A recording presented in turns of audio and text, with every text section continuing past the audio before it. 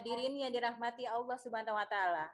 Di awal Tholabul Ilmi ini, mari kita simak dan hayati bersama tilawah Al-Qur'an surah Al-Baqarah ayat 183 sampai dengan 185. Kami persilahkan kepada Ibu Rina, Mama Marvel dan Marcel untuk membacakan ayat suci Al-Qur'an. Dengan sari tilawahnya dibacakan oleh Ibu Kurniawati, Mama Atika. Terima kasih kepada Mama-Mama SD Pertiwi Bogor yang telah berpartisipasi untuk mengisi sebagai qori'ah dan sari tilawah pada kesempatan kajian pagi ini. Tafadhol.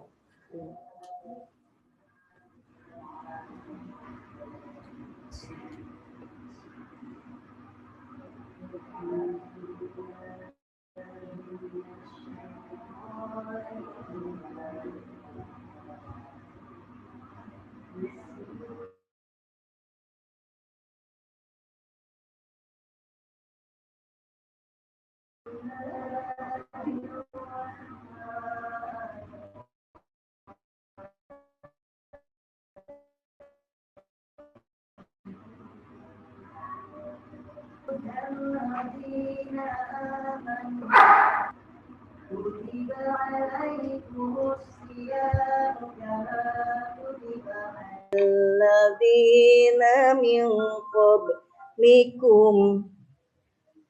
على الذين من قبلكم لعلكم تتقون أياما معدودات فمن كان منكم مريضا أو على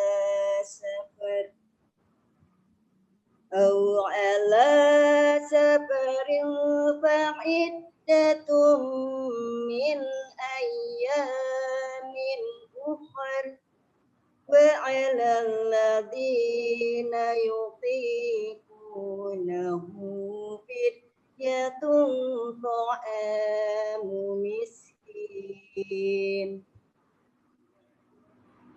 فمن تطوع خيرا فهو خير له وأن تصوموا خير لكم إن كنتم تعلمون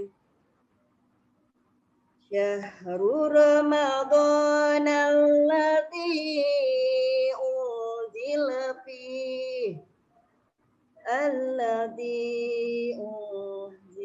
فيه القرآن هدى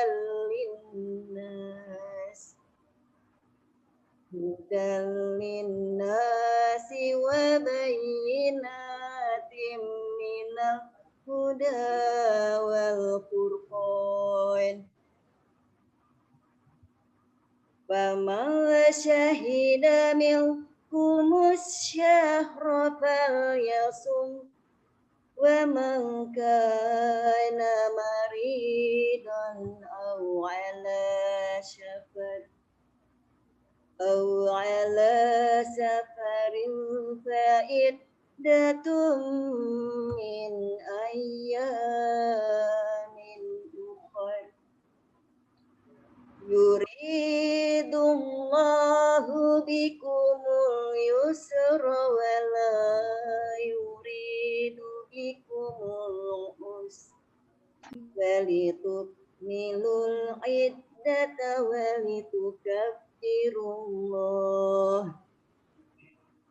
ولتكبروا الله على ما هداكم ولعلكم تشكرون Sadaqallahul azim.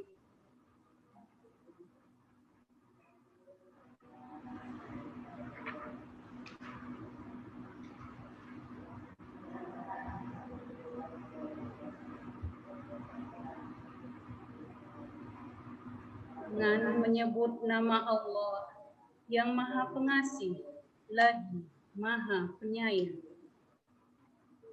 Wahai orang-orang yang beriman, diwajibkan atas kamu berpuasa sebagaimana diwajibkan atas orang sebelum kamu agar kamu bertakwa, yaitu beberapa hari tertentu. Maka barang siapa yang di antara kamu sakit atau dalam perjalanan lalu tidak berpuasa, maka wajib mengganti sebanyak hari yang dia tidak berpuasa itu pada hari-hari yang lain.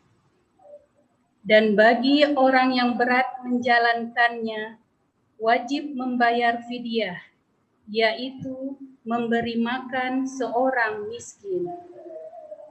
Tetapi siapa yang dengan kerelaan hati mengerjakan kebajikan, maka itu lebih baik baginya. Dan puasamu itu lebih baik bagimu jika kamu mengetahui. Bulan Ramadan adalah bulan yang di dalamnya diturunkan Al-Quran sebagai petunjuk bagi manusia dan penjelasan-penjelasan mengenai petunjuk itu dan pembeda antara yang benar dan yang batil. Karena itu, barang siapa di antara kamu ada di bulan itu, maka berpuasalah. Dan barang siapa sakit atau dalam perjalanan dia tidak berpuasa, maka wajib menggantinya sebanyak hari yang ditinggalkannya itu pada hari-hari yang lain. Allah menghendaki kemudahan bagimu dan tidak menghendaki kesukaran bagimu. Hendaklah kamu mencukupkan bilangannya dan mengagungkan Allah atas petunjuknya yang diberikan kepadamu, agar kamu bersyukur. Maha benar Allah dengan segala firman-Nya.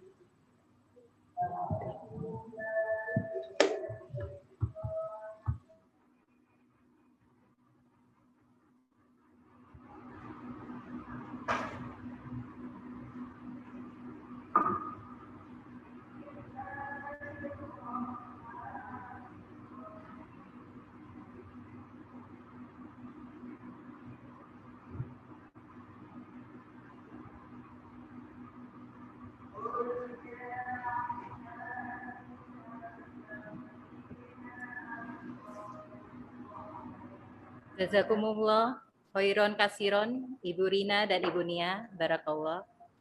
Hadirin yang dirahmati Allah Subhanahu wa taala, selanjutnya marilah kita dengarkan dan perhatikan bersama butir-butir mutiara hikmah dengan judul yang semoga menjadi ilmu yang bermanfaat bagi kita semua, yaitu membangun akhlak dalam keluarga di bulan penuh berkah, yang akan disampaikan oleh Al-Mukarram Ustadz Abe Gifran, yang kemudian setelah ceramah beliau dan tanya jawab singkat, maka Ustadz Abe akan menutupnya dengan membacakan doa untuk diikuti oleh kita semua.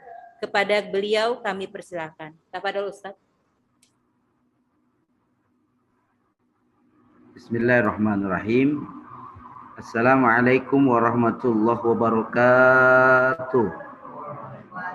Warahmatullahi wabarakatuh. Alhamdulillah wassalatu wassalamu ala Rasulillah Sayyidina wa Maulana Muhammad ibn Abdillah, la hawla wa la quwwata illa billah. Qala Allah Ta'ala fi mukammi tanzil wa huwa asdaqul qailin. A'udzu billahi minasyaitonir rajim. Bismillahirrahmanirrahim. Alladzina amanu wa hajaru wa jahadu fi sabilillah wajahadu fi sabilillahi bi amwalihim wa anfusihim. Sadaqallahul azim wa sadaqa rasuluhun nabiyul habibul karim wa nahnu ala dzalika minasyahidin wa syakirin walhamdulillahi rabbil. Yang sama kita hormati segenap keluarga besar SD Pertiwi Bogor, mudah-mudahan dimanapun berada diberikan keberkahan oleh Allah Subhanahu wa Ta'ala. Terkhusus kepada Bapak Kepala Sekolah, Bapak Wakil Kepala Sekolah, yang dimanapun berada beliau-beliau semua beserta jajaran segenap para guru, mudah-mudahan diberikan kesehatan oleh Allah Subhanahu wa Ta'ala, ditambah berkahkan umurnya oleh Allah Subhanahu wa Ta'ala, ditambah berkahkan ilmunya oleh Allah Subhanahu wa Ta'ala, dan terus diberikan kekuatan dan kesabaran oleh Allah Subhanahu wa Ta'ala. Amin ya rabbal. Segenap jajaran komite mudah-mudahan pun ada dalam kemuliaan dan dalam ridho Allah Subhanahu wa Ta'ala. Tak lupa segenap para orang tua murid, ibu-ibu, bapak-bapak semua dimanapun kita berada, mudah-mudahan di situasi yang saat ini berbeda, jauh sebelumnya tidak pernah kita bayangkan, sampai kita belajar untuk Zoom meeting, sampai kita belajar untuk bisa saling beradaptasi, tapi insya Allah tidak merubah daripada niatan kita. Mudah-mudahan pertemuan kita walaupun dengan jarak yang amat jauh, dengan virtual, tapi semoganya tidak merubah nilai kebaikan yang Allah turunkan kepada kita semua. Oleh karenanya saya mengajak kepada kita, mari sama-sama kita bertasbih, kita mengagungkan nama Allah, berharap kepada Allah semoga dengan tasbih yang kita baca ini berbarengan dengan Allah Subhanahu wa Ta'ala ampunkan dosa kita semua. Amin ya rabbal. Subhanallah walhamdulillah wa la ilaha Allahu akbar wa la haula illa billahil aliyil azim. Subhanallah Alhamdulillah wa la ilaha illallah Allahu akbar wa la haula billahil aliyil azim. Allah Allah Allah ya Allah Allah Allah ya Allah sama-sama. Subhanallah Alhamdulillah wa la ilaha illallah.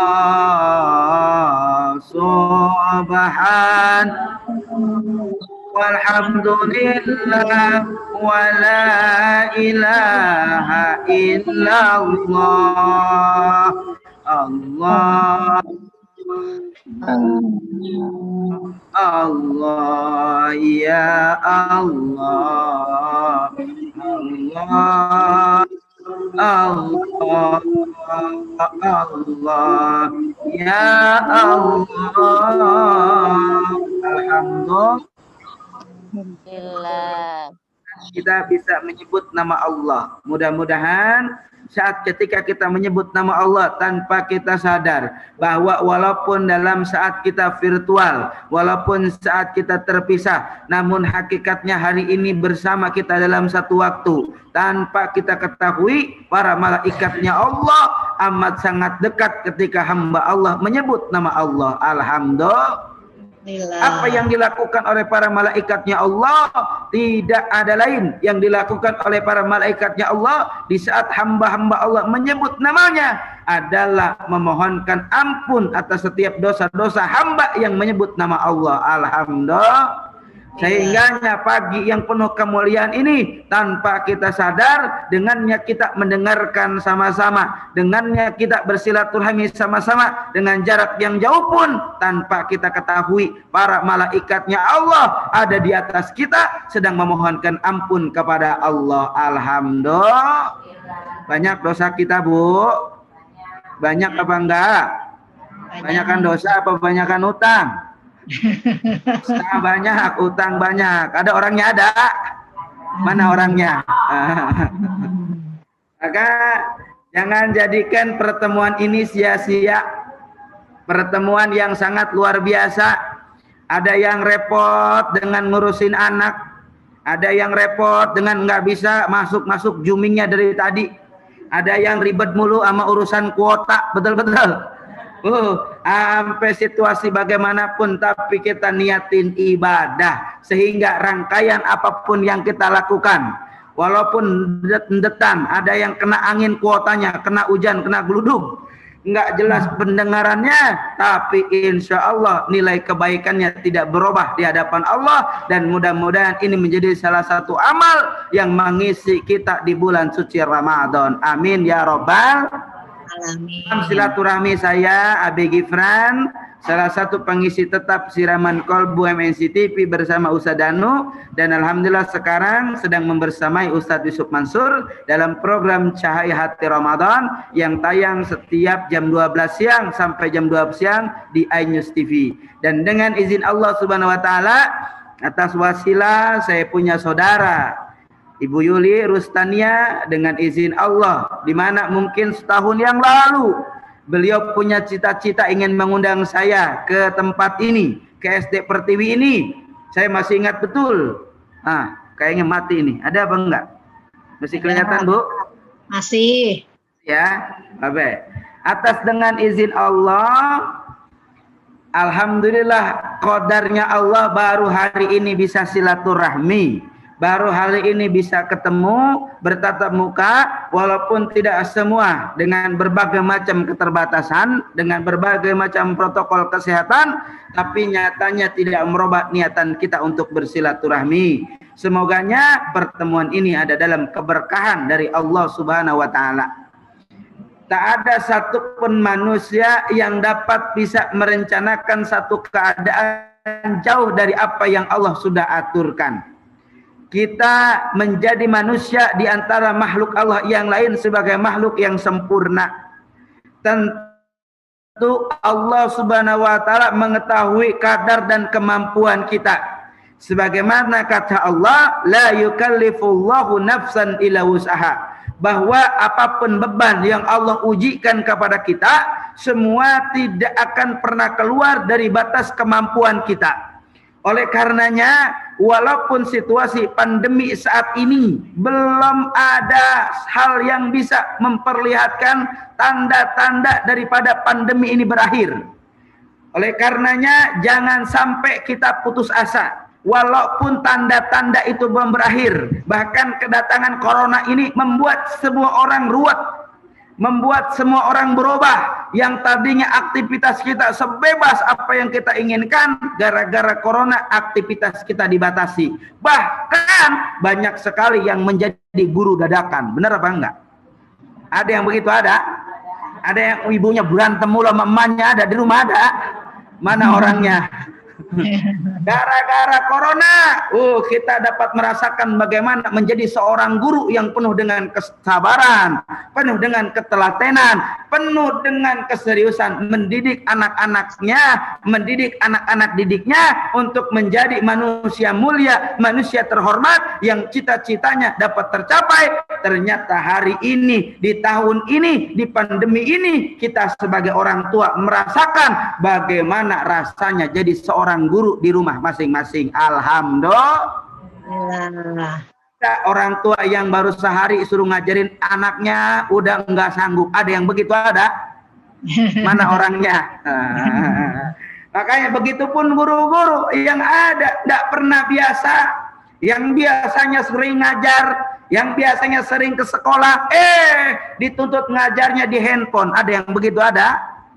Enggak efektif. Ada yang anaknya tibang masang gambar, anaknya tidur. Ada yang begitu ada? Mana orangnya? Oh, macam-macam. Bagaimana pembelajaran akan efektif? Tidak akan mendatangkan keefektifan karena memang tidak pernah mengetahui bagaimana keadaan siswa itu sendiri. Sang guru akan tahu bagaimana keadaan siswanya. Mana yang malas, kadang-kadang waktu sekolahnya real, off air dia bareng, itu dia biasa-biasa aja. Kenapa pas giliran online dia jadi nomor 1? Ada yang begitu ada? Mana orangnya? Waduh. Lagi di kelas enggak juara, tiba-tiba online dia juara 1. Ada yang begitu ada? Apa iya nyontek apa kagak, gua kagak tahu dah tuh orang. Aduh, guru juga aneh. Kenapa giliran on air dia pinter banget, tapi kenapa di kelas kayaknya nggak biasa-biasa aja? Oh, ini pertanda mungkin kita husnudon. Kalau online dia ternyata rajin. Alhamdulillah. Nggak ada yang tahu. Inilah perubahan semuanya. Tapi apapun situasinya, apapun kondisinya, hidup ini akan terus berjalan. Hidup ini akan terus bergulir. Jangan sampai kata Allah Subhanahu wa taala, wala tayasu min rauhillah. Jangan sampai kita termasuk orang-orang yang putus asa dengan apa yang Allah ujikan dalam kehidupan kita. Walaupun mungkin kehidupan kita saat ini menyusut, tapi mendingan masih dapat gaji. Alhamdulillah. Ada yang masih dapat gaji ada? Ada. Cuman nggak lebih kali sekarang mah. Ya, tapi insya Allah rezekinya tambah barokah. Amin. Amin. Kenapa? Karena memang situasinya dibatasin. Corona dia datang, makhluk yang kecil, nggak kelihatan, nggak nampak, tapi bayangin kita semua ketakutan. Pada hakikatnya bukan takut corona, namun nyatanya kita takut dengan kematian. Betul apa tidak? Betul apa tidak? Ternyata di antara kita sadar tidak sadar kalau kita masih pengen hidup. Betul? Kita masih pengen hidup di alam dunia ini, dan gara-gara corona yang sangat mematikan, ternyata kita semua takut dengan yang namanya kematian. Betul? Betul? Sehingga corona mengajarkan kepada kita, dia datang ke muka bumi ini untuk memberikan perhatian kepada diri kita yang tadinya sibuk dengan kesibukannya, yang tadinya tidak ada waktu dengan keluarganya, yang tadinya tidak pernah ketemu dengan anak-anaknya, yang tadinya tidak pernah bercengkrama dengan keluarganya. Corona membawa hikmah, kita hampir tiap hari ketemu dengan istri kita. Bahkan ada yang bosan banget, ada yang begitu ada. Mana orangnya? Kata bini, Pak, lu kemana ke Pak? Lu lagi yang gua lihat. Ada yang begitu ada. Suami juga begitu. Tadinya sebelum corona nggak banyak berantem, gara-gara corona berantem mulu. Ada yang begitu ada. Nah, corona mengajarkan kita yang tadinya kita tidak pernah perhatian sama anak kita, yang tahu sekolah anaknya cuman ibunya, yang tahu kesusahan anaknya cuman ibunya, yang tahu anaknya malas cuman ibunya, yang tahu anaknya susah diajarin cuman ibunya. Gara-gara corona akhirnya ayahandanya pun tahu bagaimana kebiasaan anaknya. Betul apa betul? Betul. Nah, ternyata corona mengajarkan kepada kita yang pertama adalah apa? Biarpun dia datang membatasi gerak kita, membatasi kegiatan kita, membatasi silaturahmi kita, tapi corona tidak pernah membatasi kita untuk ibadah kepada Allah Subhanahu wa taala. Corona tidak membatasi kita untuk beribadah kepada Allah Subhanahu wa taala, dan corona tidak pernah membatasi kita untuk bagaimana caranya kita memperhatikan keluarga kita. Maka kalau diambil positifnya adalah apa? Corona sedang mendekatkan diri kita kepada Allah dan keluarga kita. Corona sedang mendidik kita menjadi suami yang teladan. Dulu mungkin kita sebelum corona belum pernah yang namanya jadi imam dalam rumah tangga kita. Corona sedang memperhatikan kita untuk menjadi imam dalam rumah tangga kita sebaik-baiknya imam. Khairukum khairukum linnisaikum. Sebaik-baik di antara suami adalah mereka yang paling baik sama istrinya. Nah, ini gara-gara corona banyak nggak suami-suami pelit sama istri? Ada apa kagak? Suami, kalau istri itu mudah sekali mengingat sesuatu yang sudah terlewat. Makanya jangan pernah kecewakan seorang istri. Betul apa enggak? Karena kalau sekali dikecewain, udah 7 tahun yang lalu, kalau berantem pasti diomong lagi. Ada yang begitu ada? Mana orangnya? Terus si istri tidak pernah melupakan sekecil apapun masalah. Maka jangan macam-macam sama istri. Kalau nggak mau kuping panas, jangan pernah bikin perkara. Betul apa betul? Betul nggak Bu? Masalahnya apa? Yang dibahas apa? Ada yang begitu ada? Kata suami, itu kan udah selesai dulu. Lu tarik lagi ke depan. Ada yang begitu ada? Mana orangnya? Nah, ayo, maka corona mendidik kita untuk menjadi imam. Saatnya hari ini suami harus jadi teladan, apalagi di bulan yang penuh kemuliaan. Ku anfusakum wa ahlikum naro. Jangan sampai kata Allah Subhanahu wa taala, istri kita, keluarga kita, anak kita jadi kayu bakarnya api neraka. Kalau tidak mau mereka jadi kayu bakar api neraka, maka saatnya kita yang jadi suami harus punya tanggung jawab, harus bisa jadi pemimpin, harus bisa memperhatikan keluarga kita masing-masing. Jangan nyuruh istrinya sholat, jangan nyuruh anaknya sholat, suaminya sendiri enggak pernah sholat. Ada yang begitu ada? Mana orangnya? Di sini ada apa kagak?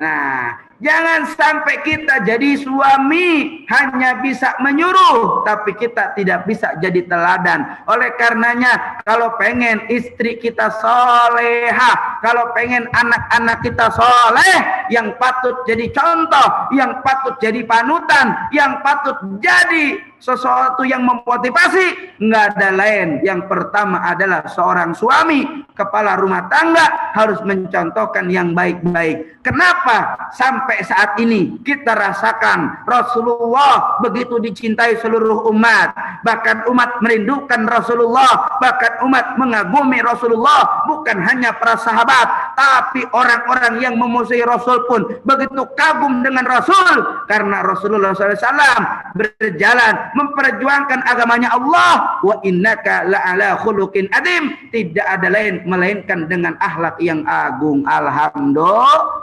Nah, inilah cara Rasulullah.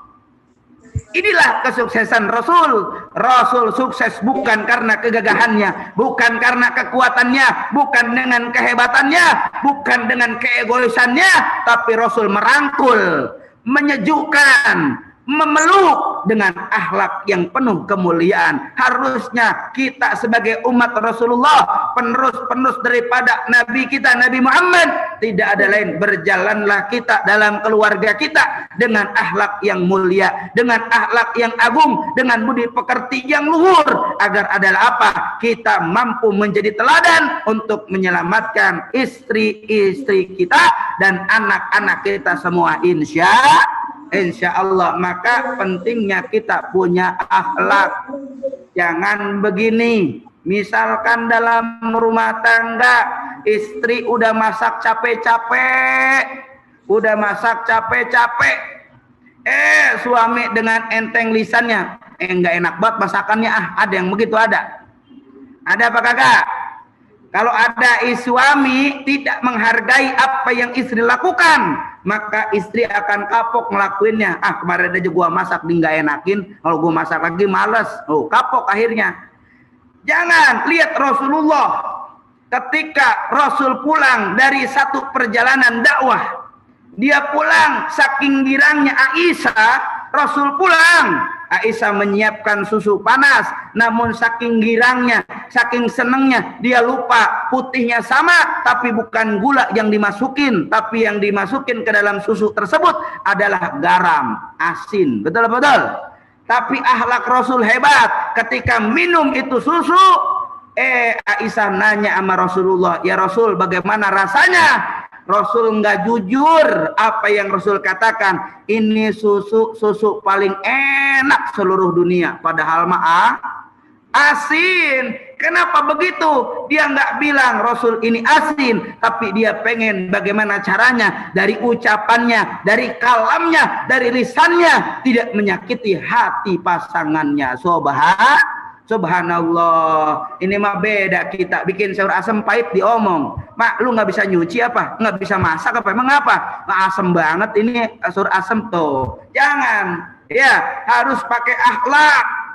Walaupun makanannya cuman hanya ayam, cuman hanya semur, tapi kalau ngasihnya, memberinya, dia pakai dengan akhlak. Pak, nih makanannya cuman ada ayam sama semur, ini doang yang kita punya. Kira-kira enak nggak untuk dinikmatin?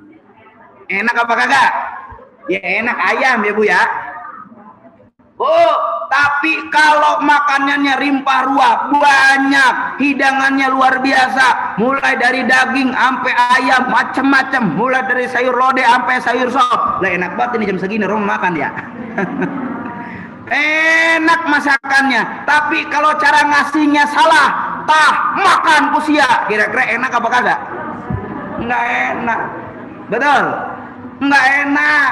Bukan makanan ternyata yang bikin nikmat, bukan makanan yang bikin enak, tapi ternyata yang bikin enak itu bagaimana cara memberikan makanan itu. Kalau dengan akhlak, kalau dengan budi yang luhur, kalau dengan tuntunan yang diajarkan agamanya Allah, maka apapun yang dilakukan akan nyampe ke hati orang dengan ikhlas, insya Allah. Tapi kalau dengan cara-cara yang tidak dengan moral, yang jauh daripada nilai-nilai keberadaban, yang jauh daripada akhlak yang luhur, jangan sampai itu jadi kebaikan. Bisa-bisa dilempar itu makanan. Betul? Nah, sebelum makan udah kenyang. Kenapa? Kenyang dengan kelakuannya, kenyang dengan caranya, kenyang dengan akhlak yang buruk ya. Kenapa? Karena tidak ada kenyamanan dalam menjalankan segalanya. Ini ternyata lebih utama, lebih berat, lebih berjuang untuk melahirkan rumah tangga yang penuh dengan nilai-nilai budi yang luhur. Sehingganya Rasulullah SAW mengajarkan kepada kita semua, kalau pengen orang lain menghargai kita, belajarlah kita dulu menghargai orang lain. Kalaulah pengen orang lain menghormati kita, belajarlah dulu dari diri kita untuk menghormati orang lain. Kalaulah kita pengen orang lain memuliakan kita, belajarlah dari diri kita dulu bagaimana caranya memuliakan orang lain. Jangan harap orang lain menghormati kita, orang lain memuliakan kita, orang lain menghormati kita, kalau kita saja tidak pernah sanggup untuk menghargai orang lain. Ada yang begitu ada? Mana orangnya? Bawaannya pengennya dihargain mulu, tapi nggak pernah bisa ngehargain orang. Ada yang begitu ada?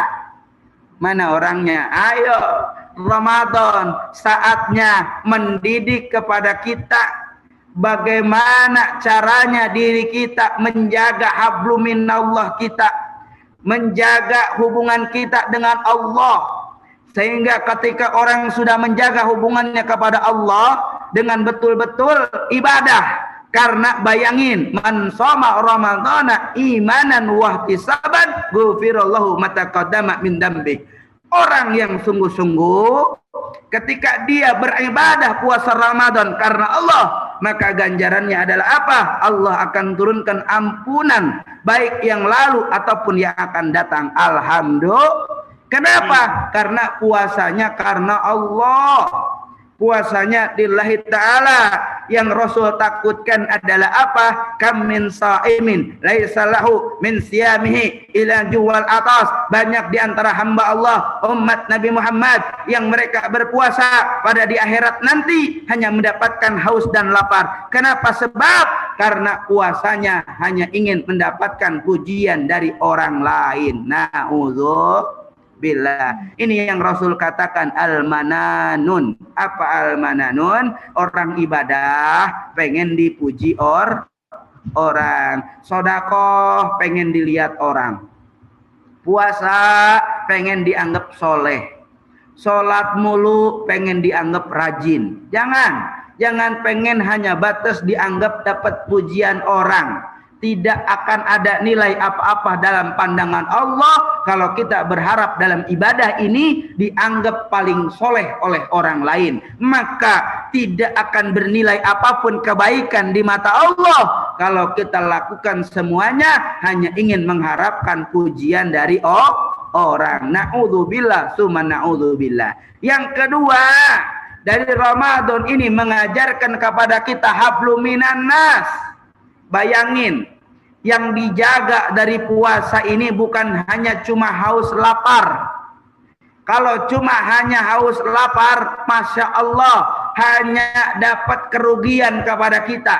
Banyak di antara hamba Allah, dia puasa tapi lemes banget. Ada yang begitu ada? Mana orangnya? Puasa-puasa kerjaannya ngomongin orang. Ada yang begitu ada? Mana orangnya? Nggak boleh.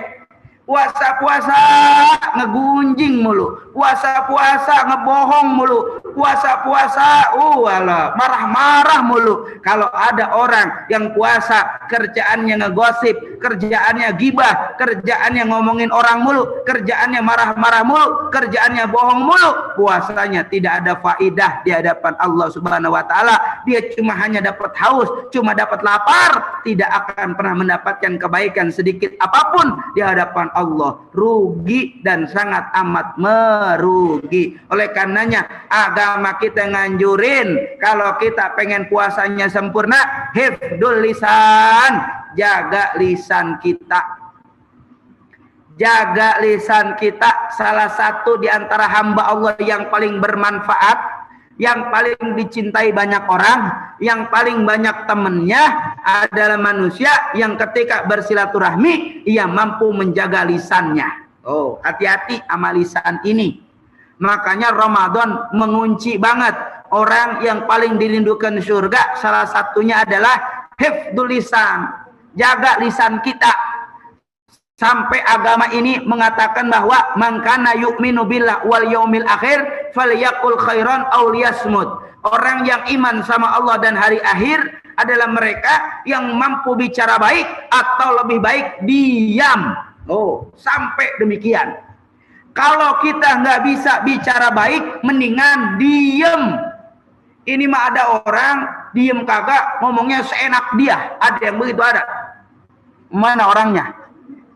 Jangan sampai kita mengotori ibadah kita, mengotori puasa kita, mengotori lisan kita yang menghilangkan nilai pahala kita. Jangan sampai demikian, rugi. Sehingganya agama ini mengajarkan orang yang paling selamat di antara umatku adalah mereka yang mampu menjaga lisannya untuk saudaranya. Maka orang yang kagak lemes temennya banyak. Kalau orang yang lemes, kompor meleduk, ada yang begitu ada. Itu ditinggalin nama temen. Kenapa? Sebab ngomongnya A jadi C, Z, B, D. Orang ngomong B, dia jadi E. Orang ngomong E, dia malah Z. Kan ruwet yang begitu. Betul apa kagak? Sehingganya kalau orang baik, ketika nggak ada, dicari orang. Si itu kemana ya? Siapa? Si Bu Yuli. Oh, dia mau orang baik. Emang ngapa? Dia nggak ada, yuk kita cariin, katanya sakit. Masya Allah, orang semuanya nyariin dia karena orang baik. Tapi kalau orang nggak baik, ya Rob, mulutnya lemes, gampang banget nyaci orang, gampang jelekin orang. Sekalinya nggak ada, dicariin orang apa enggak? Belum tentu. Dia kemana? Nggak ada, nggak apa-apa dah, dia mah ada ribet begitu. Ada yang begitu ada. Emang apa? Nggak tahu, katanya sakit, bodo amat, mati biarin aja. Tuh. Kenapa? Karena dalam hidupnya tidak punya manfaat. Masya Allah. Kalau orang nggak punya manfaat, ringan ternyata nggak diharapin orang. Kita nggak punya manfaat dalam diri kita, nggak dicari orang, nggak dirindukan orang. Bagaimana? Bayangin Allah akan rindu sama orang yang nggak punya manfaat. Kalau hamba Allah aja nggak pernah rindu. Allahu Akbar. Bagaimana Allah akan menurunkan rahmat kepada orang yang tidak punya rahmat? sementara dia aja tidak pernah memberikan rahmat kepada orang lain. La ilaha illallah. Maka lisan ini jadi modal utama kalau orang pengen banyak manfaat dalam kebaikan. Ini yang harus dibangun. Begitu dalam rumah tangga, jangan pernah lisan kita ringan untuk menyalahkan istri kita. Begitupun sebaliknya, istri jangan pernah ringan menyalahkan suaminya. Gara-gara corona dia ngomong enak-enaknya. Gua menikah sama lu apes banget bang. Ada yang begitu ada. Romanya dari dulu sampai sekarang miskin aja. Lihat orang lain mah, jangan. Kebahagiaan enggak diukur dari harta. Kebahagiaan enggak diukur dari pangkat dan jabatan. Kebahagiaan enggak diukur dari kekuasaan. Kebahagiaan itu tercipta manakala manusia menghadirkan Allah dalam kehidupannya. Kalau ada Allah dalam hidupnya, mau susah, mau senang, mau kaya, mau miskin, mau banyak, mau cukup, mau kekurangan, ada Allah dalam kehidupannya, dia tidak akan pernah menyalahkan siapapun, tapi dijadikan semuanya jalan untuk mendatangkan ibadah yang lebih besar dari Allah Subhanahu wa Ta'ala. Oleh karenanya, kalau orang punya agama, situasi pandemi saat ini kadang-kadang emosi banyak naik, banyak ningkat, apalagi belanja belum, duit kurang, lebaran bentar lagi, kue mah belum kebeli, tapi ibu-ibu mah sebelum puasa baju udah pada punya. Ada yang begitu ada? Mana orangnya? Duit sih nggak punya, kalau pasar tiap hari. Ada yang begitu ada? Ibu-ibu mah hebat, biarpun bilangnya nggak punya duit, padahal mah punya Alhamdulillah. Ibu-ibu tuh dikasih duit 500.000 jadi arisan, alhamdulillah. Kasih duit 1 juta jadi cincin, alhamdulillah. Ibu-ibu dikasih duit 100.000 masih bisa sama dia ditabungin 20.000. Itu ibu-ibu. Tapi kalau suaminya nginjem duit bahasanya nggak ada mulu. Ada yang begitu ada? Mana orangnya? Sekalinya lakinya nginjem duit, bantuin dulu apa, mau bayar motor, kagak ada. Bantuin dulu daripada dicambut leasing. Ini ada duit arisan orang. Ngakunya begitu. Padahal bukan duit arisan orang, duit dia. Kenapa ngaku begitu? Sebab kalau ngaku duit sendiri nggak pernah digan. Ada orangnya di sini ada. Mana orangnya? Oh kan? Masya Allah. Yuk tanamkan agama dalam hidup kita. Sehingga kalau pengen rumah tangga penuh dengan keberkahan, Ramadan hari ini saatnya kita membangun dengan akhlak. Suami menghargai istri, istri menghargai suami. Ketika itu tercipta, maka kehidupannya pun bermasyarakat akan sanggup dan bisa menghargai orang. Oleh karenanya, kalau marah-marah, agama nganjurin sama kita, istri marah, suami diam. Suami marah, istri diam. Jangan istri marah, suami nyaut. Ada yang begitu ada? Yang kejadian akhirnya apa? Tsunami. Kenapa tsunami? Oh ya gitu rumah. Piring pecah, iya kagak? Wah, pintu ditendang. Kenapa? Karena saling sama-sama mengedepankan egonya. Tapi kalau diam, satu diam, istrinya ngomel, suaminya istighfar. Bila perlu istighfarnya depan kupingnya. Begitu. Emang apa? Takut lu kesurupan. Gitu. Insya Allah akan cair. Bangun dengan agama. Oleh karenanya agama ini benar-benar jadi filter. Agama ini benar-benar jadi obat. Agama ini benar-benar jadi penawar. Sehingga tidak semata-mata si istri bisa menghargai suami kalau suaminya dulu mengajarkan untuk bisa menghargai istrinya. Begitupun tidak semata-mata suami menghargai istri kalau istrinya pun mampu menghargai suaminya. Tidak ada lain jalannya dengan adalah apa? Berjalan dengan agama, berjalan dengan akhlak, berjalan untuk bisa bagaimana caranya memberikan manfaat banyak kepada orang lain. Ini pun bisa dijadikan sebagai teladan bagi anak-anak kita. Maka banyak orang berkata begini, itu anak siapa, soleh banget, puasanya rajin, sholatnya ke musola. Oh itu anaknya itu, pantes emang bapaknya ge soleh. Tuh, anak itu tergantung orang tuanya. Jangan ngarep anak itu soleh kalau orang tuanya enggak soleh. Jangan ngarep anak itu rajin ke masjid kalau orang tuanya enggak nyontoin. Jangan ngarep anak itu mau baca Quran kalau di lingkungan rumah tangganya sendiri ayah dan ibunya nggak pernah baca Quran. Akhirnya mereka anak sekarang lebih pintar dari kita, ngebalikin. Bapak aja kagak sholat, nyuruh saya sholat. Bapak aja kagak jamaah, nyuruh saya jamaah. Emak aja nonton Andin mulu, bukan malah baca Quran. Ada yang begitu, ada. Apalagi Aldebaran lagi sakit sekarang dia. Mau dioperasi, Bu. Ya Allah, sian banget, kita doain ya biar sehat ya. Saya juga nonton soalnya. Ya. Nah, jangan nyuruh mulu kita jadi orang tua. Jadilah kita orang tua yang teladan. Sehingga Rasul katakan dalam syairnya, baiti jannati, rumahku surgaku. Mudah diucapkan, ringan kalimatnya, tapi dalam implementasinya, dalam pelaksanaannya, dalam aplikasinya sulit. Bagaimana kita menciptakan rumah surga di rumah kita sendiri? Bagaimana cara menciptakan surga di rumah kita sendiri? Jangan kita harapkan surga di akhirat, ternyata rumah kita sendiri neraka. Ada yang begitu, ada. Mana orangnya? Kita pengen surga di akhirat, tapi rumah kita sendiri bukan surga, nyatanya hanya neraka. Kenapa? Di dalamnya rumah yang neraka itu jauh dari rahmat Allah.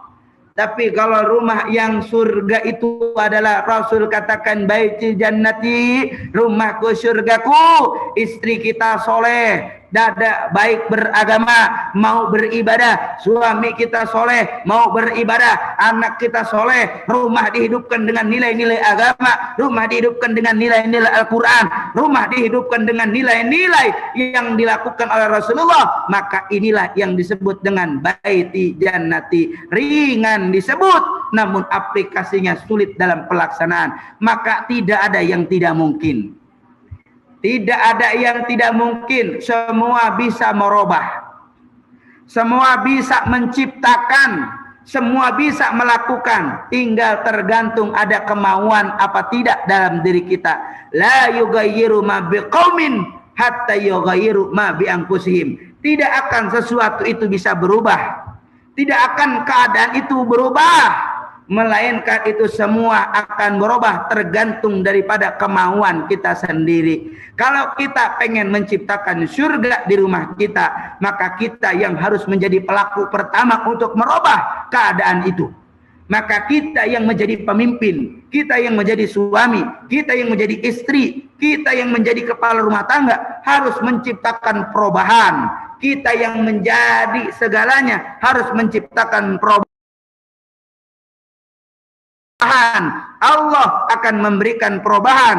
Allah akan memberikan kemudahan kalau ada niat yang mau dalam diri kita. Tidak akan pernah berubah kalau kita cuma hanya sebatas andai-andai.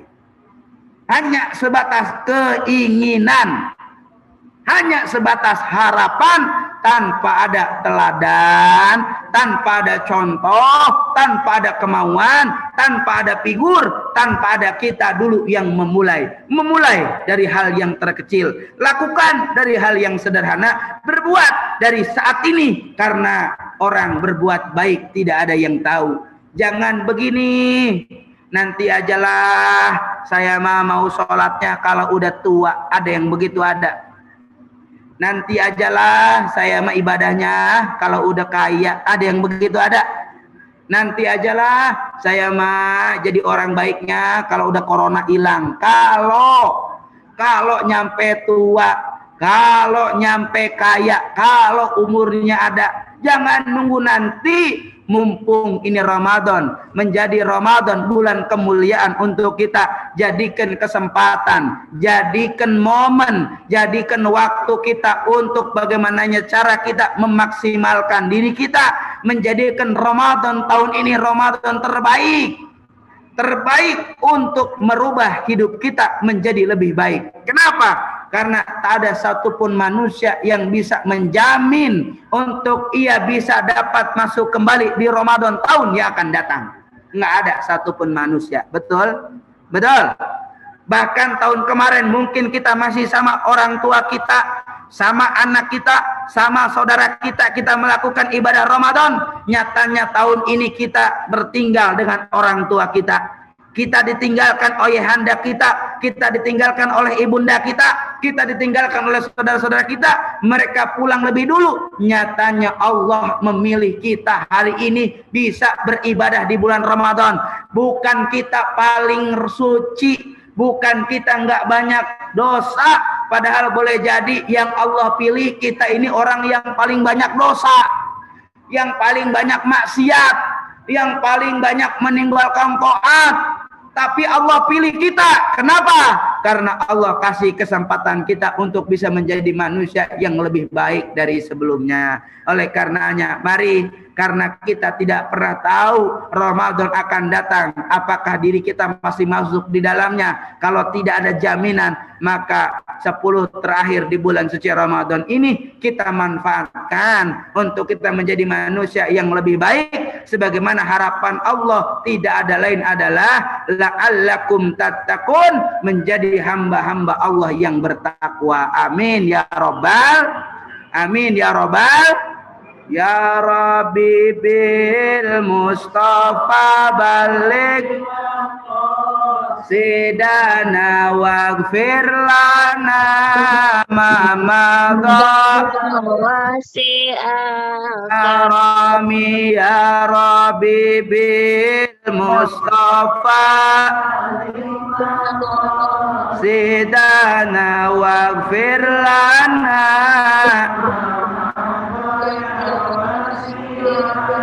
karami nabiyuna al-amiruna hifala ahadun abara fi kaulila minhu wala na'ami ya Rabbi bil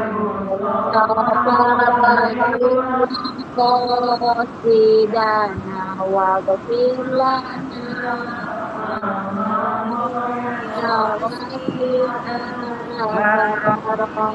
wal habibul ladzi turja syafa'atuhu li kulli hawli mina ahwalil mutahami ya Rabbi bil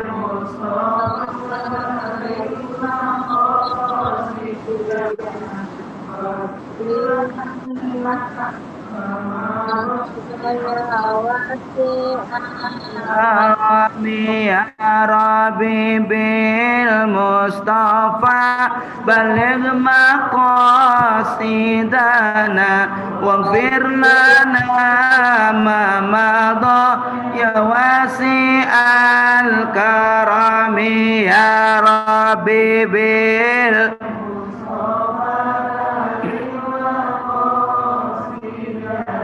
waghfir lana madaya wasi'al karami. Alhamdulillah, mudah-mudahan apa yang saya sampaikan ini bisa bermanfaat buat kita semua. Ifda binafsi, ayo perbaiki diri kita, hisab diri kita saat ini, di mana kata Rasulullah sallallahu alaihi wasallam, aksaru min ummati yadkhulul jannah bi husnil khalqi. Nanti di yaumil qiyamah, hamba Allah umat Nabi Muhammad yang akan masuk surga adalah mereka yang ketika berjalan dalam kehidupan ini berjalan dengan akhlak. Mari kita menjadi manusia yang lebih manfaat di muka bumi ini. Lisan kita manfaat untuk orang lain, hidup kita bisa menyenangkan orang lain, hidup kita bisa bermanfaat buat orang banyak, lisan kita tidak menyakiti orang lain, perangai kita luhur, sehingga bagaimana caranya dari diri kita ini tercipta kebaikan buat diri kita dan orang lain. Amin, amin ya rabbal alamin. Semoga dengan demikian puasa kita menjadi puasa yang diterima oleh Allah Subhanahu wa taala. Semoganya ada manfaat apa yang saya sampaikan. Lahir batin minta maaf apabila banyak kekurangan. Sebelum nanti kita tutup doa, silakan apabila ada yang perlu ditanyakan. Terima kasih.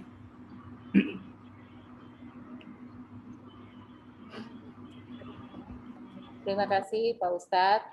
Silakan yang mau bertanya. Ada pertanyaan? Oh iya. Silakan Ibu Mira Ciba. Ya. Assalamualaikum warahmatullahi wabarakatuh. Waalaikumsalam. Ya, apa kabar Pak Ustadz? Sehat, Bu. Baik, Bu. Puasa, Bu. Alhamdulillah puasa. Salam kenal Pak, saya Mira. Ya, saya Abe, Bu. Salam kenal balik. Saya mau bertanya Pak Ustadz. Ya, Bu. Ya, tadi kan Ya, Bu, mengenai makasih pertanyaannya. Luar biasa, Bu. Makasih. mengenai perilaku nih Pak Ustadz. Ya, Bu. Ini cerita apa curhat, Bu? Ya, alis Pak Ustadz, curhat. Ya, Bu. Mangga, Bu. Mangga. Nah, kebetulan saya ngalamin sendiri dan punya teman yang perilakunya kebetulan menurut teman-teman yang lain itu agak kurang etis lah. Misalkan ya, seperti menanyakan berapa sih penghasilan suami, kok bisa beli ini. Memang udah agak risih gitu ya Pak Ustadz. Memang setiap bergaul tuh seperti itu. Terus dia kadang-kadang suka menilai penampilan orang. Oh, orang kaya kok ini bajunya begini ini. Memang udah dapet lah info saya. Terus ketika itu saya nawaitu nih Pak Ustadz untuk berbicara dari hati ke hati gitu lah. Maksudnya sedikit mau menasehati. Tetapi di luar ekspektasi saya malah ngekick balik ke saya. Jadi seolah-olah teman-teman yang lain tuh saya provokatorisasi bahwa ngejelek-jelekin dia, jadi nggak ada yang mau berteman sama saya. Nah, akhirnya saya ketemu, terus saya udah mempersiapkan mental nih, tanggapan dia akan seperti apa, perilaku dia akan seperti apa. Akhirnya saya berniat untuk nggak kepancing, tapi akhirnya saya kepancing dan saya marah besar karena tanggapan dia ketika dinasehatin. Dia malah suujon sama saya. Ini pasti ada biang keroknya begini-begini. Akhirnya saya kepancing. Udah gitu saya marah balik. Tapi dari situ ya udahlah, saya nggak dendam. Saya tetap berusaha berteman baik. Nah, pertanyaan saya, apakah langkah saya itu baik apa enggak Pak Ustadz? Apakah mendapat pahala? Apakah saya tuh berbuat salah? Terus yang kedua, perlukah sih Pak Ustadz saya untuk mendekatkan diri terhadap orang seperti itu lagi gitu loh. Dalam arti ya yang namanya saya teman ya dia kan teman saya, tapi kan saya terus terang saya memang agak ngebatasin karena memang sifatnya seperti itu. Mungkin entah karakter yang nggak bisa dirubah apa masih ada kesempatan untuk merubah dia seperti itu gitu. Hatur nuhun Pak Ustadz, terima kasih. Ya, Pak Ustadz. Bu, saya kayak baca buku deh, Bu. Jadi balik lagi Pak Ustadz, bagaimana Pak Ustadz kita punya niat baik menasehati kawan yang bersikap kurang baik, tetapi justru kita malah yang diserang. Tentukah kita tetap bersilaturahmi dengannya, ataukah sebaiknya menjaga jarak? Baik, makasih Bu. Ini banyak banget pertanyaannya. Dari satu pertanyaan jawabannya banyak itu Bu. Pertama, Bu Mira. Ya, mangga Pak Ustadz. Diambil adalah kita nggak boleh kepo sama orang. Mau orang punya, mau kagak, ya nggak? Itu urusan orang. Orang yang bahagia itu tidak pernah melihat orang lain dalam sisi hartanya. Itu orang mau pakai baju atas hijau, bawah kuning, bawahnya hitam lagi, terserah dia dah. Ini nggak? Ya, betul. Itu kan beda-beda. Ya enggak, pantas orang itu pandangan kita nggak pantas, menurut dia yang pakai pantas, kalau dia nyaman ya silakan. Itu pantas nggak pantas itu tergantung manusianya lagi. Lah kita yang jadi ribet, nggak boleh ribet sama orang. Mau dia pakai sendal sebelah hijau, sebelah kanan merah, terserah dia. Memang modelnya begitu. Tapi jadilah manusia, jangan pernah istighalu bi uyunil khalqi, sibuk ngurusin orang lain. Nah, kalau ada orang yang sibuk ngurusin orang lain, ini tanda-tandanya manusia nggak pernah bahagia dengan apa yang Allah kasih sama dia. Jadi cuman hidupnya itu mikirin orang. Dia tiba-tiba punya mobil, rumahnya punya babi ngepet. Lagi viral itu Pak Ustadz, lagi viral. Jangan. Itu urusan orang. Mau dia punya ini, mau dia punya itu. Iya enggak? Karena dia punya ini itu pun enggak ngerugiin orang yang ngomongin. Iya enggak? Tapi kalau orang udah hatinya rusak, bawaannya ketika udah nggak ada punya rasa suka sama orang, apapun yang dia punya nggak akan pernah jadi diterima baik. Oh, intinya di hati. Itu orang baik banget sama kita, tapi kalau hati kita udah jelek sama dia, sebaik apapun tuh orang nggak akan pernah baik di mata kita. Karena hati kita sudah tidak pernah menilai dia baik. Jadi baik tidaknya bukan karena dia baik atau tidak sama kita, tapi baik tidaknya itu perspektifnya ada pada hati kita. Kenapa bisa kita nggak suka sama dia? Boleh jadi karena kita nggak bisa kayak dia. Kenapa kita cenderung iri sama dia? Karena kita nggak punya seperti dia. Sehingga orang iri itu tandanya nggak mampu. Ketika dia tidak bisa berbuat, yang dia bisa adalah apa? Fitnah. Yang dia bisa gibah. Yang dia bisa adalah bagaimana caranya ngorek-ngorek kejelekan orang yang belum tentu kebenarannya nyata. Tujuannya adalah apa? Buat menjatuhin orang yang menurut kita nggak suka menurut pandangan kita. Ini namanya penyakit hati. Boleh kita ingetin, boleh. Yang kagak boleh diajak berantem. Sama ibu diajak berantem. Kan kepancing Pak Ustadz, karena ya kepancing, emang dapat ikan emas apa ikan tongkol itu kepancing. Boleh ngingetin mah, watawasau bil haq, watawasau bis sabar. Allah nyuruhnya juga kita ngingetin dalam kebaikan dan ngingetin dalam kesabaran. Bukan ngingetin kitanya juga paling bener, akhirnya salah. Enggak boleh kitanya marah-marah. Kalau kitanya marah-marah, enggak beda kita sama dia. Ya Bu ya. Enggak beda kita sama dia. Nggak kepancing lagi, insya Ya, Allah enggak boleh kepancing. Ini saya bukan ngingetin tapi ngasih tahu. Kan muhasabah kita saling-saling ya Bu ya. Saya bukan merasa menggurui atau paling benar, enggak, tapi kita sering belajar. Ya. Jangan menjadi kita samanya. Niat kita udah baik, pengen memperbaiki orang, malah memperkeruh suasana dengan kita kepancing dia. Kan jadi kurang bagus. Ya, jangan sampai niat yang baik ini berubah jadi tidak baik. Maka momen Ramadan ini orang yang paling baik siapa? Yuk, walaupun dia nggak punya salah, walaupun mungkin dia salah sama kita, walaupun kita nggak punya salah sama dia, orang baik, orang yang bisa dan mau minta maaf dan memaafkan orang lain. Itu orang hebat. Ibu SMS aja, kalau gue pernah punya salah sama lu, maafin ya, udah kelar. Nggak bayar kok kita minta maaf. Saya langsung Pak Ustadz, saya langsung minta maaf. Pahala besar. Walaupun dia nanti di belakang ngomongin, no, Bu Mira minta maaf sama gua, dia punya salah, biarin, itu sodakoh, dosa dia untuk orang lain. Begitu. Ya enggak? Yang penting kita enggak punya sangkutan hakul adami di bulan Ramadan ini. Bersihin hati kita, jangan sampai kita punya sesuatu yang malah berbekas untuk orang lain dalam keburukan. Kalau masih ada, dia masih hidup, kita masih hidup, bersihin itu sebelum Allah cabut nyawa kita. Nggak ada yang tahu siapa yang salah, tapi orang baik bisa minta maaf dan memohon maaf untuk orang lain. Insya Allah. Mudah-mudahan ada pencerahannya. Terima kasih ya Ibu. Nuhun Pak Ustadz. Kami nuhun.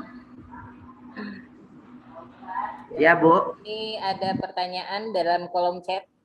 Bagaimana Pak Ustadz cara meningkatkan semangat belajar anak di masa pandemik yang panjang yang belum juga usai ini? Anak itu mut-mutan. Tapi lebih dahsyat lagi kalau yang nemeninnya nggak punya mood. Iya nggak? Anak itu mut-mutan. Lebih bahaya lagi kalau yang nemeninnya nggak ada moodnya. Makin jadi itu anak. Iya kan? Berarti tinggal bagaimana kita punya trik. Kan ice breaking banyak, ya nggak? Belajar dulu ice breaking sama guru-gurunya. Jadi guru ibu-ibu di rumah belajar dulu. Sering dialog, bila perlu kasih transfer ibu gurunya. Ajarin Bu bagaimana ice breaking buat anak-anak ceria, gitu dong. Betul apa kagak? Mana orangnya? Bu, Jadi anak itu mut-mutan, kitanya jangan nggak mut nemeninnya. Kasih dulu mereka semangat, apa yang bikin mereka suka, hadiah apa, tapi yang mendidik gitu. Bikin elaborasi, sesuatu yang kreatif, sesuatu yang bisa merubah, tapi bisa membuat anak terpacu untuk mau semangat. Begitu. Anak saya belajar, saya juga jadi guru akhirnya di rumah.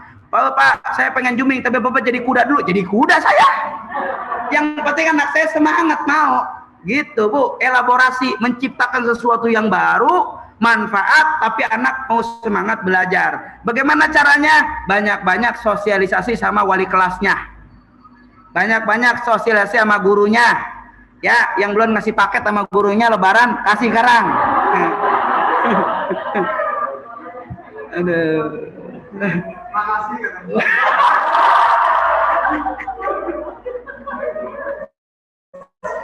Ya Bu ya. Wah, insya Allah rezekinya tambah banyak. Nggak boleh sepelit. Orang yang niat ngasih sama orang, rezekinya dikasih sama Allah.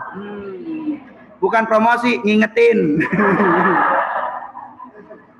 Ya, jadi jangan kitanya nggak mood. Kalau kitanya mood, insya Allah. Ini baru kali pertama saya virtual tapi ngakak mulu ini Bu, masya Allah.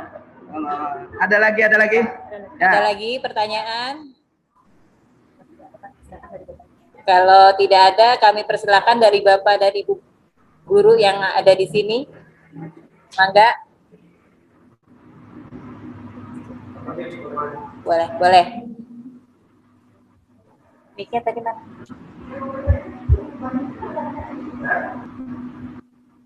Assalamualaikum. Waalaikumsalam. Warahmatullahi wabarakatuh. Muncul Pak. Kelihatan. Pertanyaan juga saya udah tahu Pak. Pertanyaannya juga saya udah tahu Pak. Ada.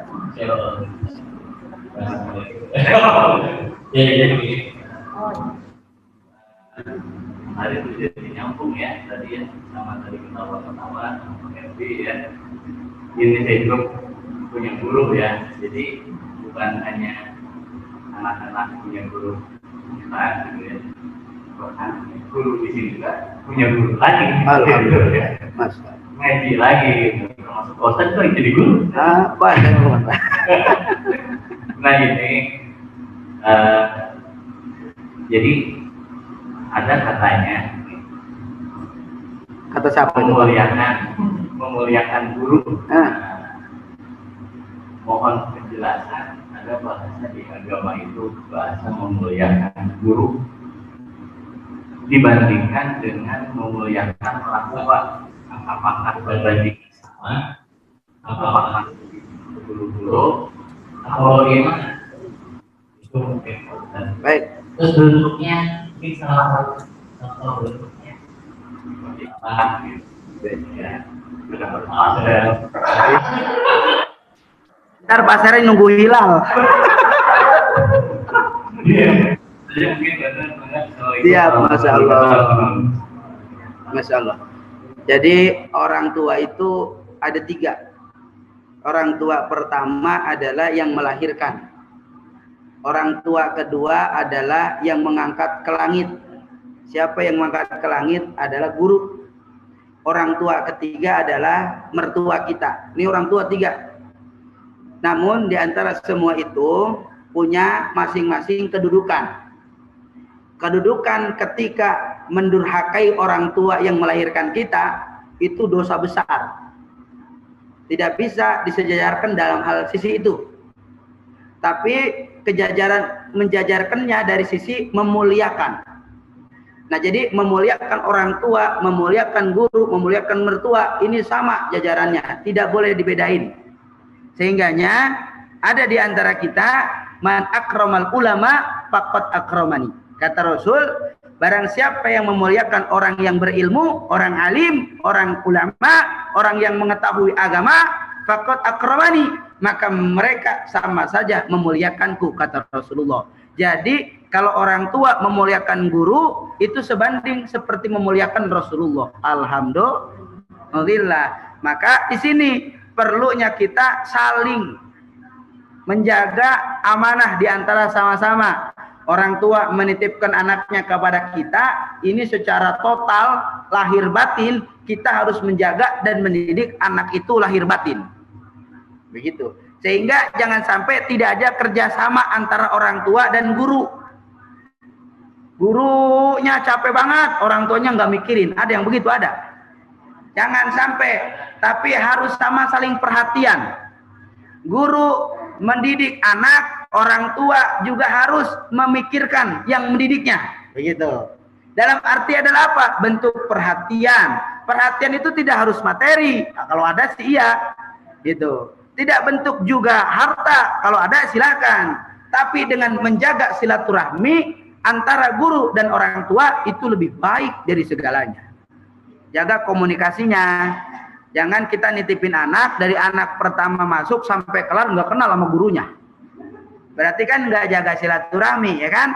Nah, lebih baik keduanya saling menjaga. Ketika misalkan tujuannya baik, tujuannya untuk mencerdaskan anak bangsa, tujuannya untuk mendidik, tujuannya untuk mencontohkan kepada anak kita bagaimana cara menghormati gurunya, maka ini harus dibangun kerjasama di antara keduanya. Mudah-mudahan guru yang pamrih, yang lillahi ta'ala akan diangkat derajatnya oleh Allah, dan orang tua yang dermawan, yang baik pun akan diangkat derajatnya oleh Allah. Amin ya robbal. Nah, jadi ada kesatuan yang tidak bisa dipisahkan antara guru dan orang tua. Mereka punya peran yang sama, tanggung jawab yang sama untuk mendidik, membesarkan, menjaga lahir batin dari anak itu sendiri. Berarti punya hak dan perjuangan yang sama. Mudah-mudahan para guru-guru se-Indonesia dijadikan orang-orang yang begitu besar keberkahannya di mata Allah Subhanahu wa taala. Dari yang kecil, guru yang paling ribet itu guru TK kalau kata saya.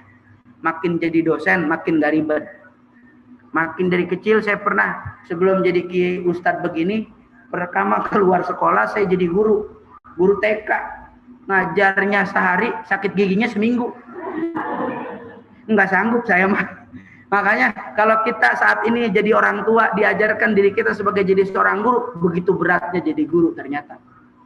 Ibu di rumah lagi merasakan bagaimana jadi guru di rumah, ternyata nggak sanggup. Itulah yang dirasakan oleh guru-guru anak-anak kita di sekolah kita, begitu berat. Ibu mah cuma satu, berantem sama anak satu, mereka mah ngurusin 40. Iya kagak Bu? Waduh, gede lagi sabarnya, Masya Allah. Maka yuk sayangin guru kita Ramadan ini. Kalau punya rezeki bagi dah mereka, biar berkah rezeki kita. Amin. Itu sebenarnya inti jawaban terakhir dari Bapak Ustadz ini.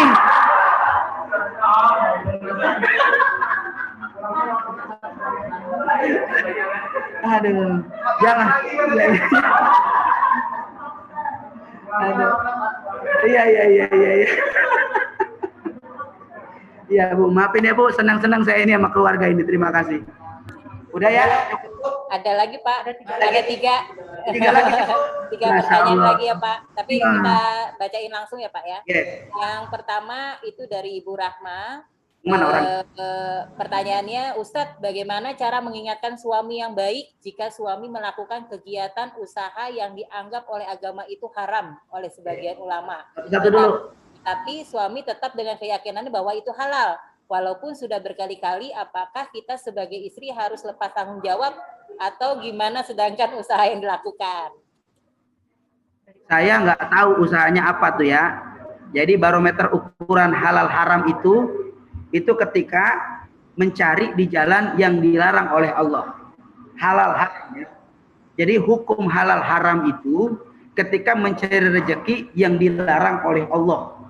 Ketika mencarinya maling, ketika dicarinya ngambil duit orang, ketika nyarinya korupsi, ketika nyarinya sesuatu yang batil, maka jelas karena haramul bayyin wal halalul bayyin. Haram dan halal itu sudah jelas. Kecuali subuhat. Nah, subuhat itu kayak trading, kayak misalkan kripto, itu masih dalam perdebatan. Jangan dikategorikan haram. Karena masih banyak fatwa ulama yang mengkategorikan itu mubah. Jadi konteks haram halal itu ketika dia berbuat, melakukan, mencari nafkah dalam hal yang di luar dari agama kita, diharamkan oleh Allah, ini jelas nyatanya batil, haram. Tapi kalau masih dalam konteks yang kita tidak tahu keharaman itu dari sisi apa, maka kita mengkaji dulu. Mengingatkan boleh, itu sangat wajib untuk ingetin hal yang baik. Ngingetin boleh, tapi jangan melebihi dari batas cara-cara ngingetin. Dengan muasyarah bil ma'ruf, ngingetinnya dengan cara yang baik, cara-cara yang santun, cara-cara yang sesuai dengan koridornya. Jangan melebihi daripada batasan cara-cara kita. Kalaupun kita tahu banget, tapi kalau keluar daripada konteks batasannya, maka tidak dianjurkan. Mudah-mudahan kita banyak berdoa saja. Semoga suami kita diberi hidayah oleh Allah Subhanahu wa taala. Nah, begitu. Tetap boleh ngingetin, cuman caranya yang baik, ya. Ada lagi, Bu? Yang kedua, yang ketiga? Dari Bunda Nawaf ya. Ustadz, apa sikap kita yang harus kita lakukan terhadap saudara yang lebih peduli terhadap orang lain daripada saudara sendiri? Dan saat butuh bantuan baru mengaku saudara. Ya. Itu kayak lagu Oma jadinya ya. Gajah di pelupuk Gajah di pelupuk mata, semut di depan nggak kelihatan. Gajah di pelupuk mata. Wah, lagunya saya nggak ngerti itu ya, lagu Oma. Jadi ini kadang karena keseringnya kita sama keluarga itu dekat. Kadang-kadang saudara baik itu nggak pernah kehitung, ya nggak? Padahal kebaikan kita banyak sama saudara, karena makin seringnya nggak pernah kehitung. Ada orang lain jadi saudara, ada saudara jadi orang lain. Nah, itu. Ada tinggal butuhnya ngaku saudara, giliran dia punya nggak ngaku sama kita. Ada yang begitu ada, iya kan?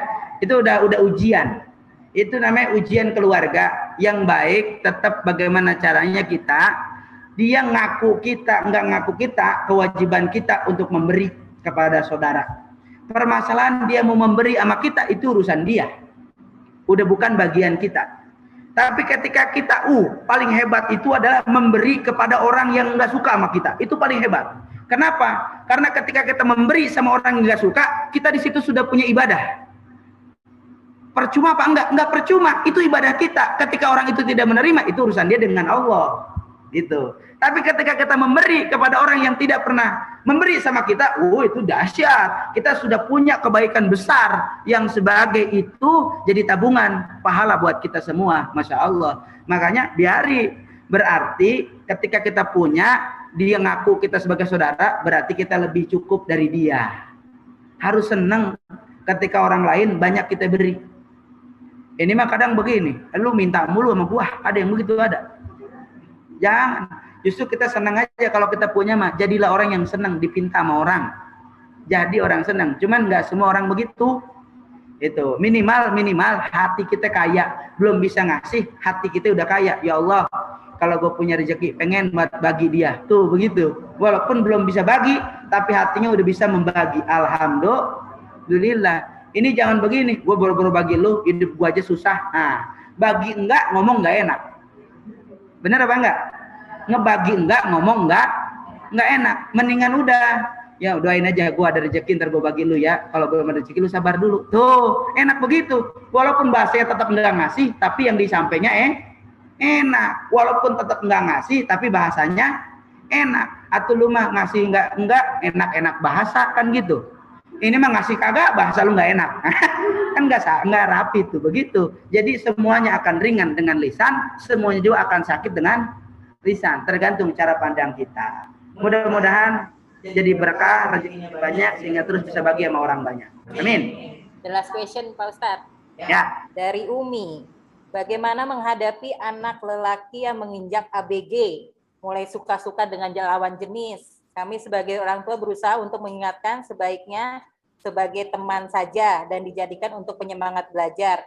Mohon doanya Ustadz agar anak menerima nasihat. Ya, amin. Itu memang naturalisasi ya manusia ya. Tinggal tergantung bagaimana kita bisa kontrol sebagai orang tua. Batasan. Nah inilah keterlibatan orang tua dan guru. Balik lagi Ustaz. Ya enggak? Iya, balik lagi nih. Balik lagi, ayo sama-sama kita bisa kerjasama, orang tua, bapak, ibu, guru, semua kelengkapan kita semua bisa kerjasama untuk bisa membatasi daripada pergaulan anak kita. Makin banyak yang perhatian, mereka makin merasa diawasi, mereka makin merasa dimiliki, insya Allah mereka makin merasa ada yang menyayangi. Nah, begitupun kalau kitanya cuek sama mereka, nggak ngehaja, nggak peduli sama kegiatannya, nggak peduli dengan pergaul dengan siapa mereka, hati-hati, ini akan jadi bom waktu buat kita. Maka bersiaplah, kalau mereka ingin soleh, persiapkan diri kita untuk terus menjaga mereka. Kalau nggak mau, ya tergantung kembali kepada kita semua. Kuatkan kesabaran ibu, jangan pernah lelah ngasih nasihat. Insya Allah mereka satu saat pasti akan ngerti bahwa nasihat itu bagian dari kasih sayang orang tua. Terima kasih. Ini ada satu lagi dari Pak Yusman Syah. Guru soalnya Pak Ustadz, kan nggak boleh kalau guru. Ya, maka Pak Yusman silahkan raise your hand nih.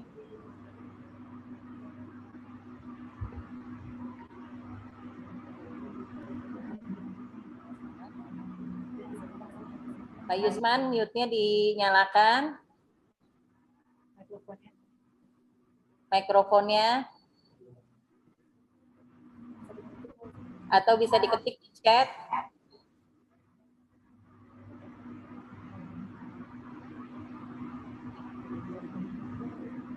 Enggak kayaknya ya Pak Ustadz ya. Kepencet kayaknya.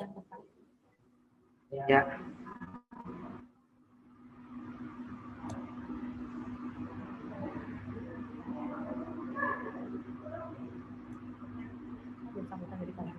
Ya, alhamdulillah. Semoga apa yang telah disampaikan dapat bermanfaat dan dapat kita amalkan dalam kehidupan sehari-hari.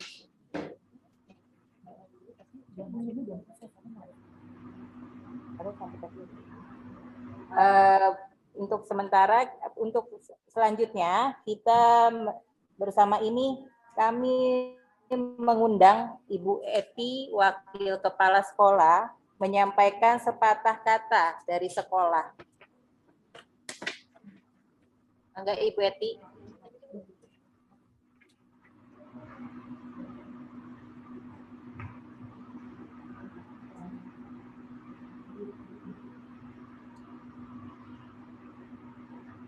Bismillahirrahmanirrahim. Assalamualaikum warahmatullahi wabarakatuh.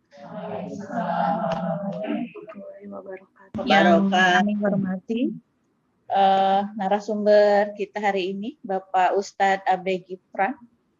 Yang kami hormati komite beserta jajarannya dari SD Pertiwi, yang sama-sama banggakan rekan-rekan guru yang mudah-mudahan insya Allah tetap semangat ya Pak, Bu. Ya. Syukur alhamdulillah pada hari ini kita bisa bersilaturahmi yang mudah-mudahan diberkahi oleh Allah.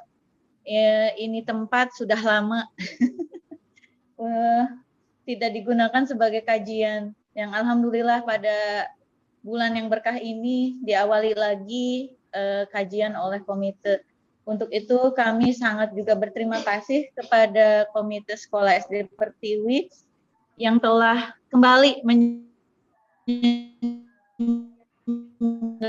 menyelenggarakan oleh komite, yang mudah-mudahan ini mulai bulan ini bisa selanjutnya bisa dilaksana ya Bu ya, yang mudah-mudahan ya insya Allah banyak sekali hal yang bisa kita pelajari dari setiap kajian, termasuk pada hari ini. Masya Allah, terima kasih Ustadz, banyak hal yang kembali diingatkan untuk kami, muhasabah untuk diri kami, terutama bagaimana kami bersikap antar keluarga, suami istri, dan terutama kepada anak-anak kami di rumah yang memang subhanallah ya, bagian perjuangan. Nah ini terima kasih nih buat orang-orang tua semua menjadi guru bagi anak-anaknya juga di rumah. Orang tua adalah insya Allah jadi orang tua terhebat dua angkatan ini ya. Iya. Yang ketiga, mohon izin juga kami menyampaikan bahwa terima kasih atas amanah dari orang tua yang sudah menyampaikan dana infak kepada sekolah yang insya Allah besok akan kami mulai salurkan kepada fakir miskin yang yang warga sekitar sekolah, yang mungkin bisa disampaikan besaran dana yang sudah terkumpul. Ternyata ketika kami bilang tutup, tapi masih ada aja, alhamdulillah. Jadi akhirnya saldo yang terhitung sampai terakhir hari ini adalah 79.305.000. Masya Allah, kami bersyukur sekali, mudah-mudahan semua berkah dan kami yang diamanahkan bisa menyampaikannya kepada yang memang berhak. Ya, insya Allah mulai besok, ya mudah-mudahan juga besok ada dari komite yang bisa hadir. Insya Allah nanti pembagiannya adalah di sekolah, tapi dengan tetap menerapkan protokol kesehatan. Dan yang terakhir yang bisa kami sampaikan, mungkin sekalian pengumuman, bahwa alhamdulillah kegiatan anak-anak akan berakhir besok di kegiatan Sanlat, dan nanti anak-anak akan libur menjelang Idul Fitri, dan setelah Idul Fitri kegiatan pembelajaran kembali efektif tanggal 24 Mei. Mungkin itu mewakili sekolah yang dapat saya sampaikan. Mohon maaf Bapak Kepala Sekolah tidak bisa hadir, sehubungan ada hal lain yang perlu beliau hadiri. Sekali lagi terima kasih dan mohon maaf lahir batin, juga mohon doanya mudah-mudahan kegiatan SD Pertiwi diberikan kemudahan dan kelancaran. Wabillahi taufiq wal hidayah. Wassalamualaikum warahmatullahi wabarakatuh. Terima kasih Ibu Eti. Selanjutnya kami mengundang Ibu Putih Nurfitria, Ketua Komite, untuk menyampaikan sepatah kata dari Komite Sekolah. Silakan Ibu Putih. Ya, bismillahirrahmanirrahim. Assalamualaikum warahmatullahi wabarakatuh. Yang saya hormati Bapak Ibu guru dan segenap orang tua siswa SD Pertiwi maupun Bapak Ibu yang telah berpartisipasi dari silaturahmi dan jejaring umum Kota Bogor. Alhamdulillah telah kita ikuti bersama kajian hari ini yang berjudul Membangun Akhlak dalam Keluarga di Bulan Penuh Berkah, yang telah disampaikan oleh Ustadz Abe Gifran. Insya Allah bermanfaat bagi kita semua.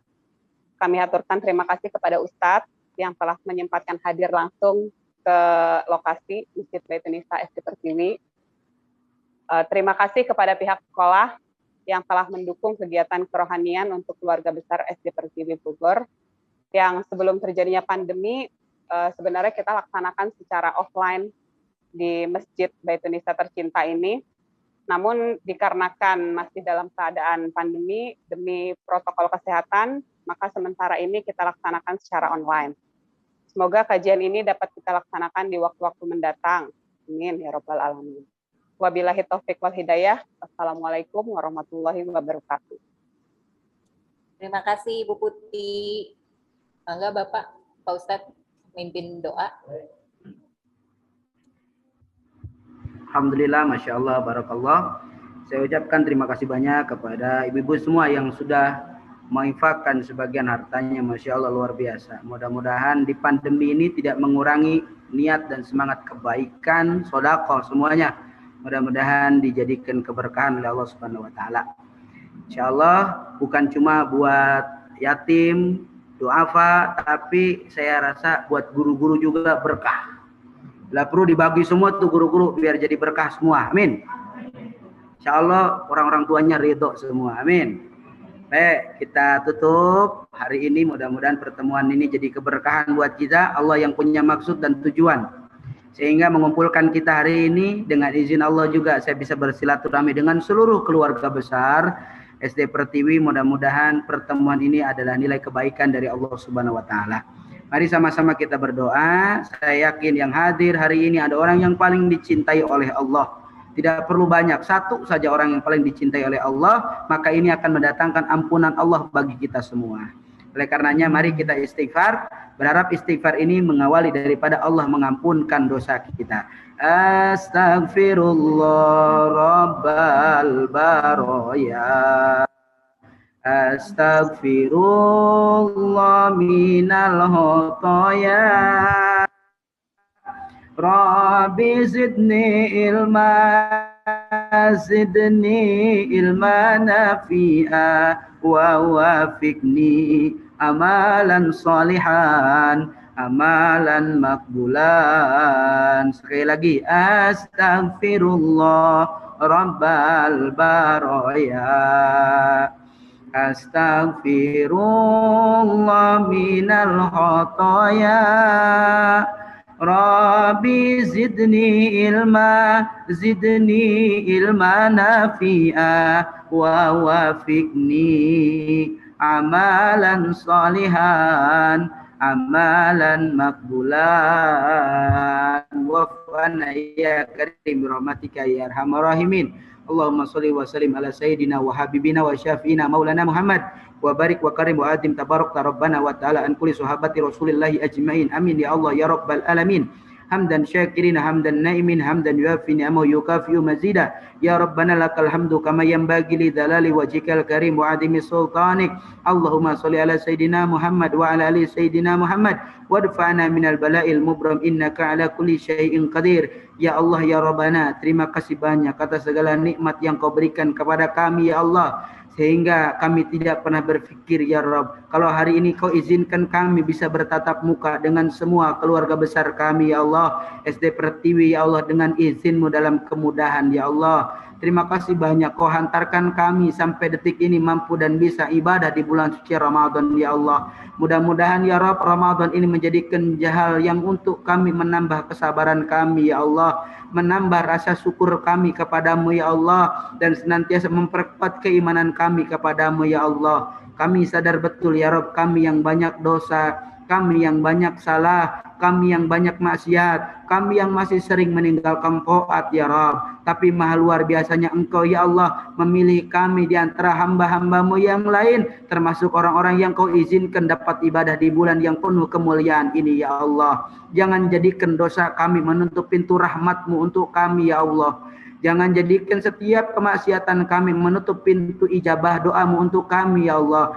Dan jangan jadikan ya Rabb kesombongan dalam diri kami menutup pintu keberkahan hidup untuk kami semua ya Allah. Berikan keberkahan umur kepada kami ya Rabb, berikan keberkahan rezeki kepada kami ya Allah, berikan keberkahan ilmu kepada kami semua ya Allah. Jadikan ujian ini ya Rabb sebagai jalan kami untuk mendekatkan diri kepadamu ya Allah. Jadikan ya Rabb ujian ini ya Allah sebagai jalan untuk kami lebih berhusnudon dengan apa yang kau berikan kepada kami ya Allah. Dan jadikan ya Rabb ujian ini ya Rabb menjadi kami manusia-manusia yang kuat, manusia-manusia yang tangguh ya Allah. Engkau yang Rahman, Engkau yang Rahim ya Rabb. Ampunkan dosa kami, berkahkan rezeki kami ya Allah, bukakan pintu keberkahan rezeki kami ya Allah, cukupkan rezeki kami ya Allah, berikan kesehatan kepada kami ya Allah di saat pandemi seperti ini. Jauhkan daripada COVID-19 dari kami semua ya Allah, anak-anak kami semua ya Allah, orang tua kami semua ya Allah, keluarga kami semua ya Allah. Jadikan di sisa umur kami ini ya Rabb ada dalam manfaat dalam pandangan-Mu ya Allah. Jadikan ya Allah sisa umur kami penuh dengan ibadah kepadamu ya Allah, dan jadikan diri kami dan semua yang ada dalam kehidupan kami ada nilai manfaat banyak untuk kami dan orang lain ya Allah, terlebih untuk agama kami. Hanya kepadamu kami memohon ya Rabb, jadikan pertemuan ini pertemuan yang penuh rahmat dalam pandanganmu ya Allah, dan perpisah kami dalam keadaan ampunanmu ya Allah. Rabbana atina fid dunya hasanah wa fil akhirati hasanah wa qina adzabannar walhamdulillahirabbil alamin. Kita baca surat Al-Fatihah untuk Ibu Sri Nurini Sulastri binti Surono yang sedang sakit, mudah-mudahan Allah kasih kesembuhan kepada beliau. Bitilkan niat Al-Fatihah. A'udzubillahi minasyaitonirrajim. Bismillahirrahmanirrahim. Alhamdulillahirabbil alamin arrahmanirrahim maliki yaumiddin. Iyyaka na'budu wa iyyaka nasta'in ihdinas siratal mustaqim siratal ladzina an'amta alaihim ghairil maghdubi 'alaihim waladdallin. Terima kasih banyak. Mohon maaf apabila banyak kekurangan, ucapan saya yang kurang baik, tutur kata saya yang tidak santun, perilaku saya yang buruk, mohon kiranya mengikhlaskan. Semoga lain waktu dan kesempatan Allah berikan kita waktu dan uang untuk bisa ketemu lagi. Amin ya rabbal alamin. Assalamualaikum warahmatullahi wabarakatuh. Waalaikumsalam warahmatullahi wabarakatuh. Sekarang marilah kita berfoto bersama ya di layar Zoom ini. Kepada orang tua yang dapat menyalakan kameranya, kami persilahkan. Siapkan. Foto bersama dulu.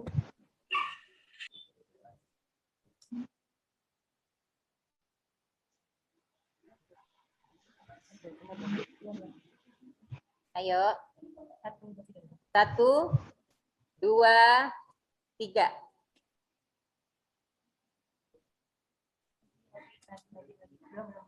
Lagi ya. Layar kedua. 1, 2, 3. Layar ketiga. 1, 2, 3.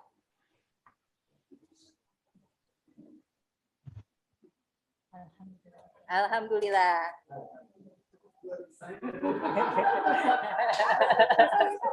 Hadirin yang dimuliakan Allah Subhanahu wa taala. Saya meminta dengan hormat dari perwakilan sekolah untuk memberikan tanda kasih untuk Pak Ustadz Abi Gilfran kepada Ibu Eti.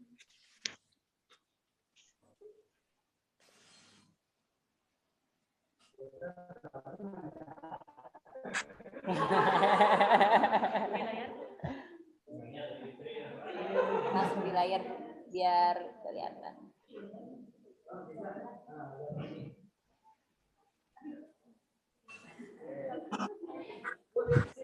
Dari sini.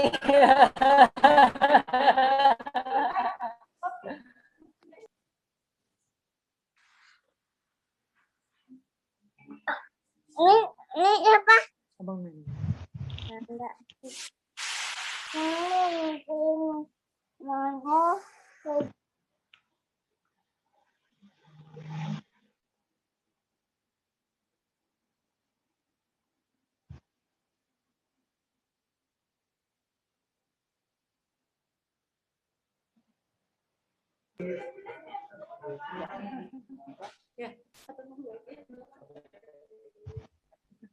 Hadirin yang dimuliakan Allah Subhanahu wa taala, semoga pertemuan kajian ini dapat menjadi jalan terang serta maghfirah untuk kita semua yang hadir dalam kajian ini. Amin ya robbal alamin. Nantikan kajian bulanan silaturahim keluarga besar SD Pertiwi Bogor di bulan mendatang. Jazakumullah khairan hasiron. Kita panjatkan kepada segenap donatur untuk kajian ini. Mari kita bersama membaca doa penutup kajian pagi ini.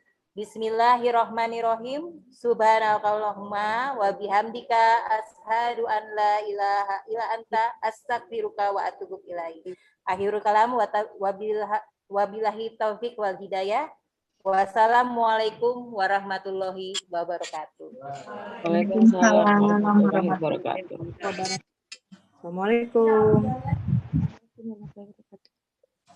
Terima kasih. Terima kasih banyak. Terima kasih. Terima kasih banyak. Terima kasih.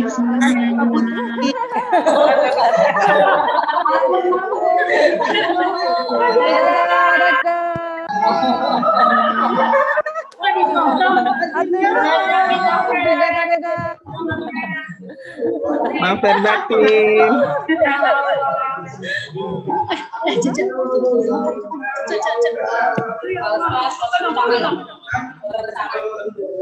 Kita end ya, mohon maaf lahir batin. Assalamualaikum.